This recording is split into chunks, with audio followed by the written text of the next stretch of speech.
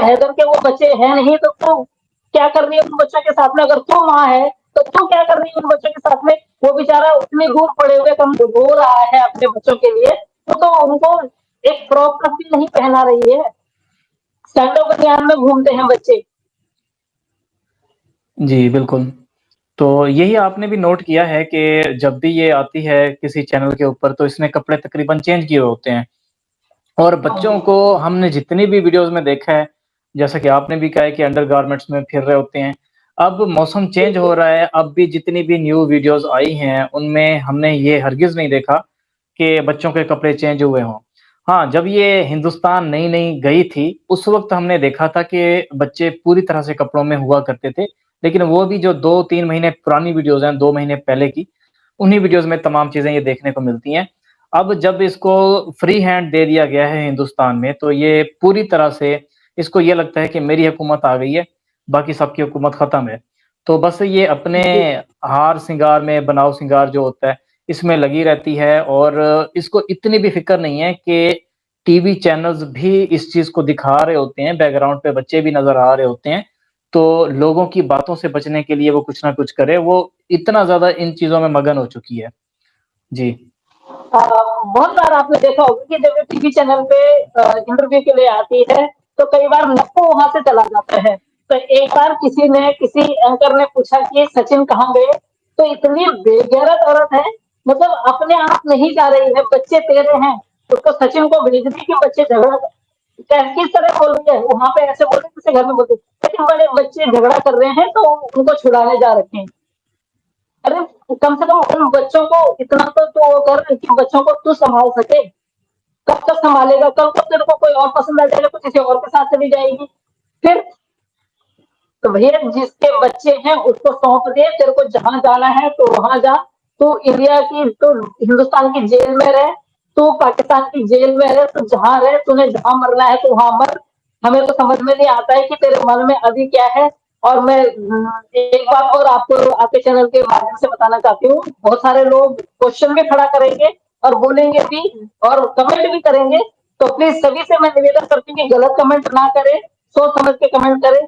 जिस तरह से इसके रिश्तेदार निकल के आ रहे हैं, जब भी इसको डिपोर्ट होने की बारी आ रही है, जब भी एटीएस की जांच हो रही है, जब भी जांच हो रही है, तब इसका कोई ना कोई नया रिश्तेदार निकल जा रहा है। ऐसा क्यों? ऐसा कौन सा बंदा है जिसकी देख रेख में ये यहाँ हिंदुस्तान आई है? ऐसा कौन सा ऐसा व्यक्ति है जिसकी देख रेख में ये यहाँ आई है?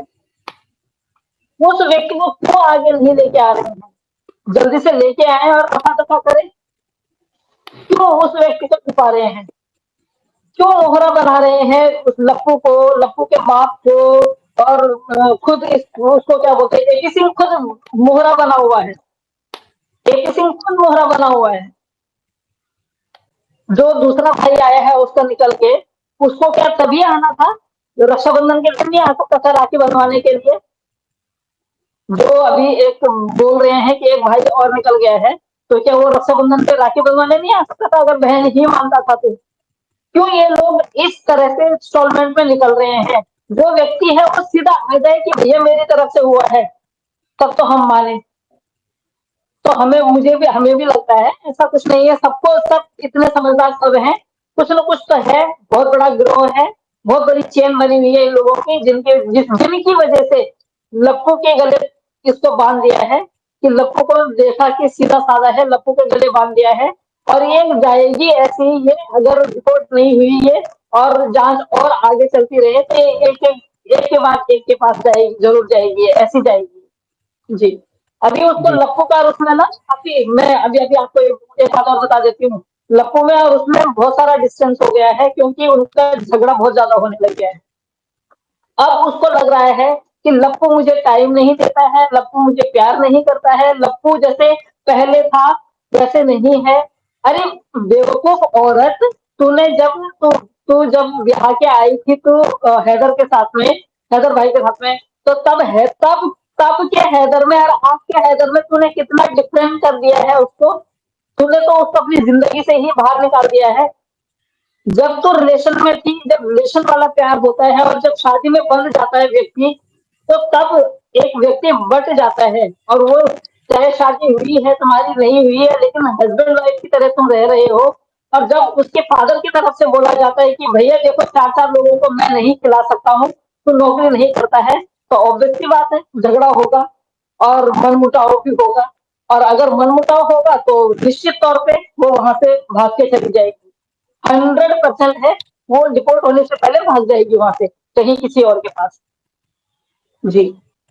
जी, तो आपने जैसा कि देखा है कि ये इसका एक नया भाई निकल आया है, तो कुछ अर्सा पहले हमें कुछ रिपोर्ट्स मिली थी, जब ये नई-नई भाग के गई थी कि दुबई में कोई बंदा है इसका, जिसके पास सीमा के तमाम डॉक्यूमेंट्स हैं और वो भी हिंदुस्तान का है। हो सकता है कि ये वही बंदा हो जो अभी नया भाई निकल कर आया है, कि जिसके पास तमाम सीमा के डॉक्यूमेंट्स मौजूद थे। जो या तो इन्होंने फेक बनवाए थे जैसा कि बच्चों के आधार कार्ड वगैरह या जो भी होता है, हमारे इधर तो बच्चों के बर्थ सर्टिफ़िकेट्स होते हैं, उन्हीं की बेस पे तमाम चीज़ें चल रही होती हैं। तो जो बच्चों के बनवाए गए ताकि वो किसी तरह से हिंदुस्तान चली जाए क्योंकि हमारे इधर इधर भी ऐसे ही होता है कि जैसे अब पंजाब से हमने बलूचिस्तान जाना है, तो यहाँ पे जो रास्ता बना हुआ है, वहाँ पे एक चेक पोस्ट होती है। वहाँ से आते हैं जो आर्मी वाले होते हैं या जो इंटेलिजेंस इदारे वाले होते हैं, वो चेक करते हैं आके कि ये बंदा पंजाब से जो बलूचिस्तान में जा रहा है, ये वाक़ई में कोई पाकिस्तानी है या फिर कोई बाहर का बंदा हो सकता है। तो ये चीज़ें चेक की जाती हैं, तो ये कैसे पॉसिबल है कि एक बॉर्डर के ऊपर चेकिंग ना की गई हो?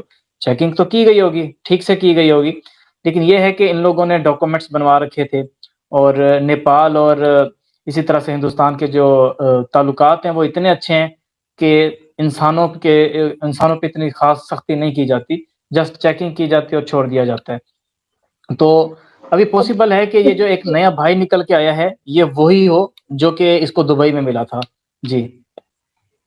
नहीं, अभी मैं आपको बताती हूँ, ये वो भाई नहीं है, वो भाई कोई और है, वो भाई हिंदुस्तान में नहीं है। इतना क्योंकि इतना तो हमें भी पता है, अगर ये वो भाई होता तो उसके पास सारे डॉक्यूमेंट्स होते, वो डॉक्यूमेंट्स दिखा के। और जिन्होंने डॉक्यूमेंट्स बनाए हैं वो भी सचिन के ही रिश्तेदार थे और आज वो जेल में है, जिन्होंने इनके आधार कार्ड वगैरह बनाए हैं। हाँ, इसके पास उनके बर्थ सर्टिफिकेट वगैरह है बच्चों का, लेकिन और डॉक्यूमेंट्स जो बनाए थे वो व्यक्ति अभी जेल में है। लेकिन नहीं, मुझे नहीं लगता कि ये वो भाई है जिसके पास सारे डॉक्यूमेंट्स है। इसके पीछे भी और लोग हैं। जिस तरह से ये जिस तरह से एक एक बंदा निकल के आ रहा है, तो लगता क्या है, ऑब्वियस सी बात है, जब ये डिपोर्ट होने की बारी आएगी ना, तब पता चलेगा कि कौन कौन लोग हैं इसके पीछे। क्योंकि एटीएस के लोगों ने तो 700 मैसेजेस पढ़ ही दिए हैं, किसके होंगे क्या होंगे, अभी वो बाहर बता नहीं रहे हैं, उनको तो पता ही है। और जिस तरह से खबर आ रही है कि भाई अब इतने दिनों में ये रिपोर्ट हो जाएगी, इतने दिनों होना, उसने डेफिनेटली रिपोर्ट है, उसने रिपोर्ट होना ही है। तो हो सकता है कि उस टाइम पे आ जाए और उस टाइम पे भी ना आए। हो सकता है कि जब ये रिपोर्ट हो जाए तब जाके वहां आके वो लोग करें कुछ। तो इसके पीछे भी बहुत सारे लोग हैं, ऐसा नहीं है कि तो जो भाई जो दूसरा भाई आया है वही एक है, वही एक नहीं है।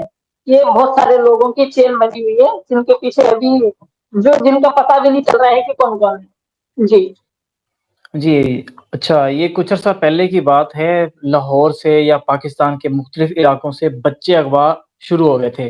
अब ये सीमा की बात के दौरान मैं बच्चों की बात क्यों कर रहा हूँ, इसके पीछे रीज़न ये है कि आज तक पता नहीं चल सका कि वो बच्चे गए तो गए कहाँ?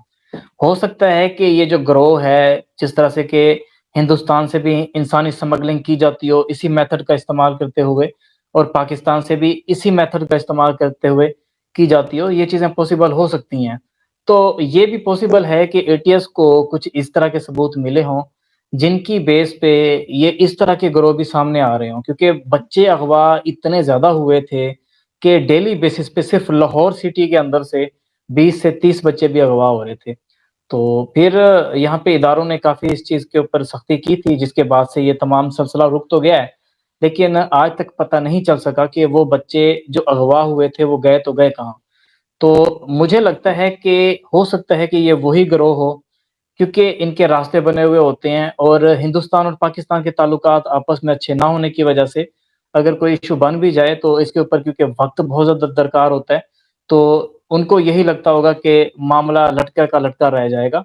अभी भी जैसा कि आप देख सकती हैं कि इतना सीरियस इश्यू चल रहा है और पाकिस्तानी साइड से वकील साहब का ये कहना है कि इदारे थोड़ा सुस्त रवि का शिकार हैं, इतना तेज़ी से वर्क नहीं हो रहा।